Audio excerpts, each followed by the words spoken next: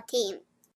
Hey there, this is Malorian, and this is the Orc Tactical team, and what we're going to be talking about today is shooting priority. This is usually kind of more of a 40k thing, but man, it definitely has its part in fantasy too, and if you mess up this very easy phase, which I see people do all the time, man, you just can't come back from that, because for starters, you normally just have the first few turns to do this, right? You got your maybe 1, 2, 3, and then after that, maybe not even to that point, well, things are in combat, your own unit might be tied up, it might be destroyed, so if you don't take that shot in the first couple of turns, and you screw up that priority, you could have won the game, and then all of a sudden, you just kind of didn't tip those scales in your favor, and guess what? You kind of lose. So it's really important that you understand all the different factors for shooting priority, and hey, that's what we're going to be talking about today. So I guess the very first thing to talk about is the mistakes I usually see at turn 1.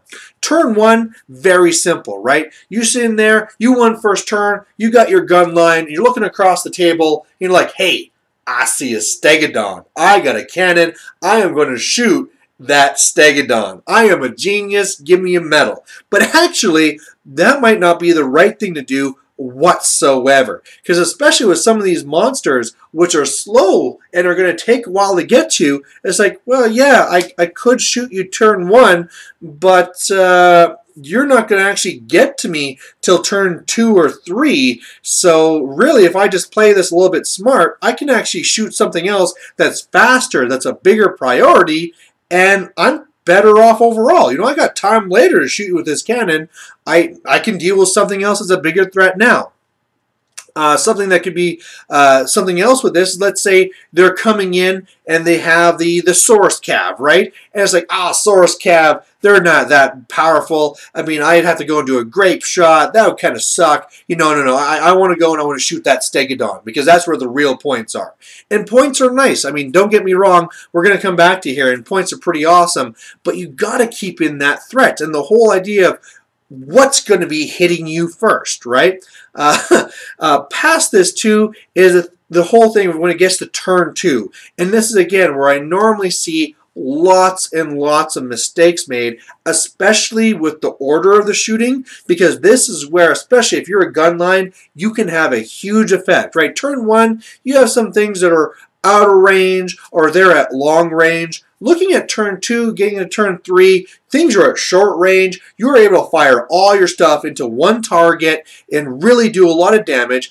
And people will still be like, hey, I still see that Stegodon. I'm going to shoot with my cannon. And it's like, why? Why? You know, it's still farther over there. You're about to be charged by this big Blockosaurus with Mind Razor or something like that. And they're going after that stupid Stegodon because they have it in their heads that cannons shoot monsters. I win the game. Hurrah. And it's just, no, you got to think of what these real priorities are and what's really going to be hurting you.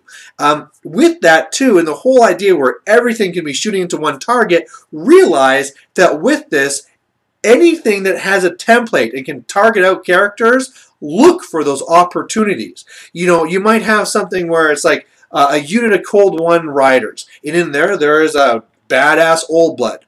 And then somewhere else, there's that Stegodon that everybody loves to shoot. And they're like, oh yeah, well this will be easy. I'm going to shoot that Stegodon. Bam! Oh, the average of D6 is only 3.5. Damn it, it's still alive. Okay, well, shoot the Hell Blaster at it. Oh, I did a couple more wounds. Okay, arrows, go. Okay, I finally killed it. Yeah, I killed the Stegodon, everyone. Congratulations. And then, meanwhile, next turn, they charge in with their Cold Ones and that Old Blood, and they're killing off your level 4 and all your stuff, and things are going really bad. What you could have done there instead is shot your organ gun first, or your Hellblaster, or whatever, into those knights, reduce them so that they don't have at least 5 rank-and-file models, and then shoot that character with the cannon. And the thing is that some of these characters, especially if they're lords, they're the same cost as monsters anyway, and they usually have a bigger effect because they're either magical, which they're doing at range, or they're going to be combat guys that once they get into combat, you can't really stop them anyway, and they're faster a lot of times too. So it's just like, you got to deal with this stuff and get those points where you can, get rid of those general leadership bubbles and all the rest of it. And people just don't look at those things. Another big one that's usually missed a lot of time I see is opportunities for panic. You got to look for these all the time. And especially since you can pre-measure, you can go and see, oh, this is within 6 inches of that?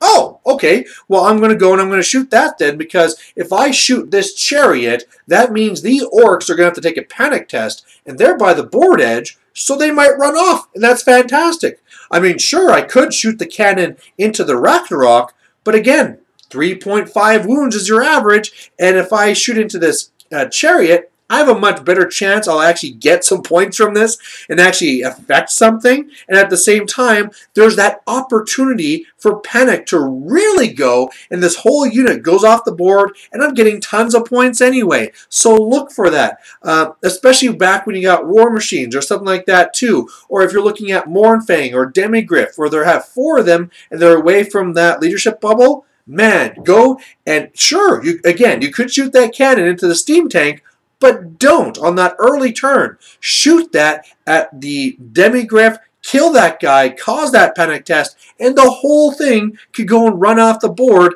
and then you got that. I mean, and this is so key on turn 1, because after that, hey, I caused a panic test. Oh, you just are going to rally later. Yay! Whereas on turn 1, I shoot you, you go off the board, boom.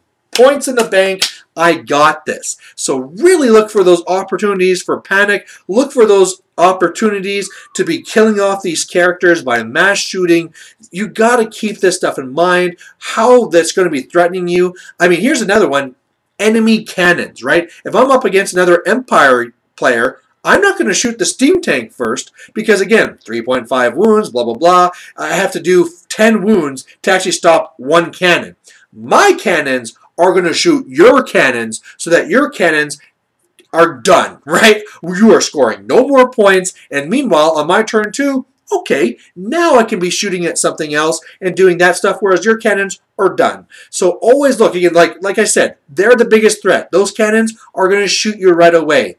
The rest of it, the demigriffs and things like that too, could be like, well, they are fast, but this is turn 1. I might want to get rid of that return shooting so I can do my own shooting later. So keep that in mind, and finally, in the last turns, look for when you can get those points. So many times I see people not using the math, shooting into the wrong targets, and not getting points when they could have easily shoot at, like I said, shoot the chariot, get those points in the bank, unless you really need it to win, or even the other way, if you're winning, don't shoot your war machines because they might misfire and you lose. So there you go, priority shooting, and I hope you like watching it. Bye.